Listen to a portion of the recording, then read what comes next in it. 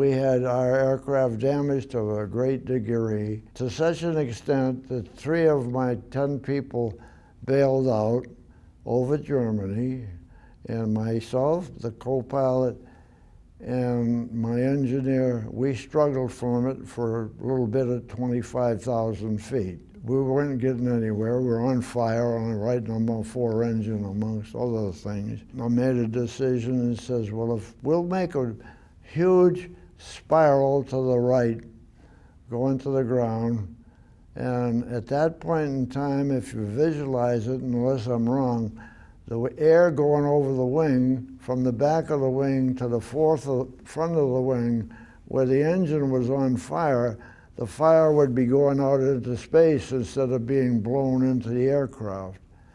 Well, I'm here. That fire went out at 15,000 feet down towards the ground when we were being there. So that's where I am, 10,000 feet. We got away with it. You are about to embark upon the great crusade to meet this mounting aggression. And make no mistake about it, good will prevail. Did you have an interest in flying when you were a child? Not particularly, until after the transition, naturally with Japan. We heard that on the radio, and that's when I made a decision. I had graduated from high school where I made a decision that I would enlist in the Air Force if I could. And so you did, and absolutely. Where did you go for training and flight school? Well, what happened with that is because I was underage to a degree, I ended up going to pre-training in Atlantic City. Exactly after that, I went to a training phase for 3 months in Rochester, New York, to be geared on how to go on the training missions. Then from there, went to Nashville for classification if I still was capable of doing what the specs were. Then they said, okay, you qualify to be trained as an Army Air Corps pilot. Therefore, primary flight school went from Lafayette, Louisiana for primary flight school. Basic flight school went with Little Rock, Arkansas, and I graduated as they needed more later in the complete conflict, more multi-engine pilots, and that's where my future with the military was, because after that, I ended up in multi-engine training. And how quickly did you adapt to the bomber? Well, first of all, you had to qualify as a pilot. Right. So from training at Lafayette, Louisiana for 2 months, Little Rock for 2 months, and the other one for 2 months. I graduated from flight school in March of 1944 as a second lieutenant. Age at that point was 19. Okay, and then what happened? Well, then we were then assigned specific duties.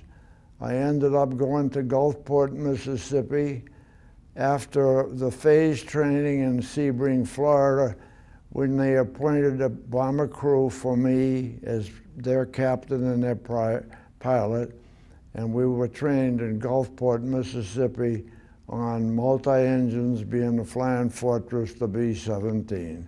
I was called one day at operations and said, okay, get your crew, go to Georgia, get a brand new B-17 and go to Europe and go to combat. That's a nice way to start the day, but whatever. Successful to all expense in extremes. Got to Georgia, got the brand new airplane, flew up to New Hampshire, and stayed there for the night, and then flew up to a further departure point in Canada, and then we were there for 3 or 4 days, and then right after that, we were told, well, all right, tomorrow you will fly to Europe. Sure, whatever, we've been So anyway, the next day we did that. Huge snowstorm in front, but we took off. Later on, in 12 hours, we landed in England, and now I'm with the 8th Air Force. Did you do a lot more training once you got to England, or did they put you in service pretty quickly? Well, I'm going to say that answer's easy. Whenever I landed in England, as I stated, they said, "You are here now, Lieutenant. You are going to be assigned to the 379th Bomb Group at Kimbolton, and so you and your co-pilot will be transferred to that base in Kimbolton, and with your crew." And then we were assigned within 4 days. Went there, and that's where I began my combat tour. What was that first mission like? Nothing. Why? Because I flew the plane, the B-17, a very talented pilot. He was my bodyguard, and he'd take it all, so nothing really happened. You get up, you flew to target number 1, no target, no problems, no bullets, nothing. However, that was in October, about the 30th of 1944. The next 3 days were nothing, but on the next day, I was then assigned to the squadron and flew, and that was entirely different than being on the first mission. Tell me about the process for any mission, the preparation you did for a mission, from getting up that morning to being briefed and getting in the air. Well, I think you have to go back a day or two. In other words, if we're going to go on a mission, and let's say tomorrow or the next day, you didn't know that. The night before you went on a mission, generally either at the officers club or wherever, you were told that you were going to go to target number by name, and therefore prepare your crew, because they're talking to me and my co-pilot. You get your troops ready, and they will all be briefed in the next day. From there, then, the enlisted personnel, of which there were 10, there were 8 on my crew, and there were 4 officers, and they went out and prepared what they had to do. Make sure your guns are good, make sure the ammunition, blah, blah, blah. Made sure everything was good. We, as the bombardier, as the navigator, and a pilot and co-pilot, me being the pilot, went then in the following day. We did what we needed to do. On the morning of the particular raid, it came out that you were known the night before, that report to briefing. You would go there generally about 7 o'clock in the morning, be briefed by Colonel Lyle and Rust and what you're supposed to do, and therefore you were scheduled, released, and everybody would instantly go to their aircraft and do everything that they were trained to do time and time again. And that's all we did at that point. They went everywhere, you know the amount, you know that you had 2,700 gallons of gas. You could know you had 10,000 pounds of 500 pounders, whatever. So that's what happened. We got briefed, then we would, of course, go to takeoff time. We generally, with the Flying Fortress B-17, took off every 30 seconds. At Kimbolton, we would put 3 squadrons out, 3 squadrons of 12 each, that's 36 aircraft, 12, 12, and 12. I'm a young kid, 19 years old. I got a $250,000 airplane. Today it costs you $25 million, but that's not the issue. You know what you're doing, do you? I'm 19. All right, so as you approached the target on a bombing mission, explain what happened. Well, okay. Take the 379th Bomb Group. We put 3 squadrons up, that's 36 aircraft. 12, 12, 12. When we got to the target area, this is Squadron 1, not by name, but just on this conversation, 1, 2, 3. This one would assume it's necessary start of the bomb run. And it could be X number of feet, miles, or whatever. Generally it was miles. And this one would be behind it, and this one would be behind it. When you got there, the pilot and co-pilot sit there and listen to Glenn Miller or something, because there's nothing more they can do. Because you have now, as the head lead pilot, me specifically or whatnot, and everyone, turn the aircraft over to the bombardier, because he is now flying the plane. The northern bomb sight tells it what to do. So I'm sitting here talking like I'm talking to you, and whatnot. Oh yeah, that's going blah, blah, blah, blah, blah. And therefore, and the bombardier that was his job. And the navigator, he was outside in the nose of the B-17 and telling them where to go. Bombing range went from a minute to 30 minutes to 40 minutes, depending how they took and traversed the sky for competitive weaponry against them and all that. So that's how it went. You have said, sir, that your first 10 missions, and I'm quoting, weren't bad, and that the worst you faced was anti-aircraft fire from German 88 millimeter guns, which sounds pretty bad, but what's it like flying through flak? Flying through flak, the 88 millimeter or the 155 milli one, nothing. You're on the target. You were petrified, you terribly thought, whatnot, but it wasn't a damn thing you could do. Our job was to take and go point A to point B to point C, drop the bombs, get out of there and get back as soon as you could, still maintaining the complete structure of the aircraft equipment and whatnot to protect yourself against fighter attacks, the Stukas and whatnot, Messerschmitts from Germany. Let's talk about a couple different missions here that were pretty intense.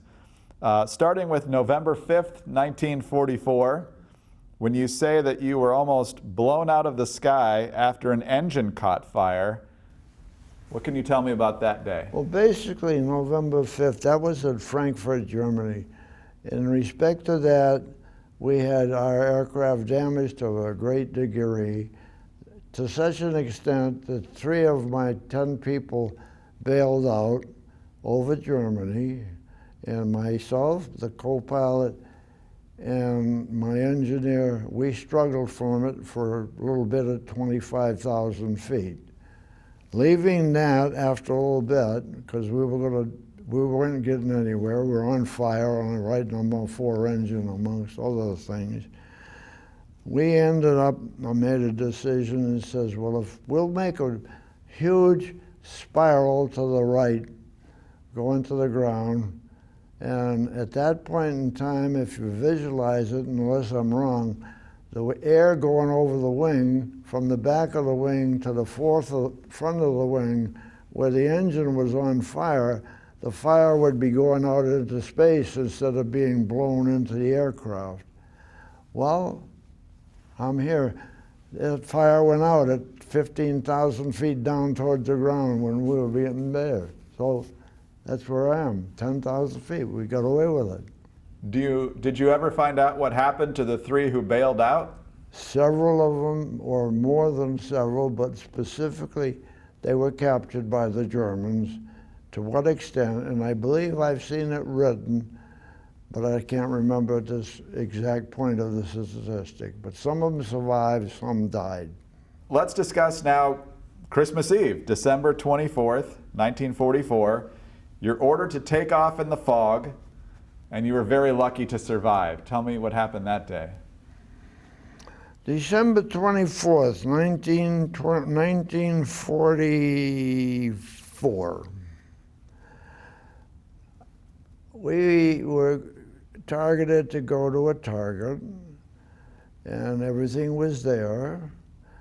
And as it progressed, when the morning came, 24 being one day before Christmas, when the target got there, what it was, We were all parked in our parking spaces on the peripheral parts of the airport because of the intense fog that was there. Heavy, heavy, heavy fogs. And then eventually nothing was going on. We constantly had red flares blowing in the sky, and maybe you could see it. It says, "Don't take off yet," type of thing. And then eventually we did get a clearance. Well, the clearance, can you believe? You couldn't see much more than from me to you. That's slight exaggeration, but it was extremely, extremely bad. But we were number 8, I think, of my squadron from my base at Kimbolton, from this mission, and 7 of them ended up getting properly taken off into spots of fog and whatnot. Extreme beyond that, it took, and while we were going down, we were number 8, we were airborne in a proper location and whatnot. For this day, I'm your pilot, you're my co-pilot, not you, I'll put you over here, you're my co-pilot, but you took and reached on your holding stick and pulled this way, which made the aircraft shove. Well, that was done. I was comfortable in our altitude of flight. This one went this way, and suddenly the tail end, the front end, number 2 engine and propeller took a telephone pole off 6 feet off the ground. The telephone pole was about 8 inches in diameter. Nobody in the world should still be here talking to you as a result of that. We got away with it. We flew back. The colonel who was releasing the flight equipment and whatnot says, "Well, put a hold on because the last one crashed." Well, I did crash, but we kept flying.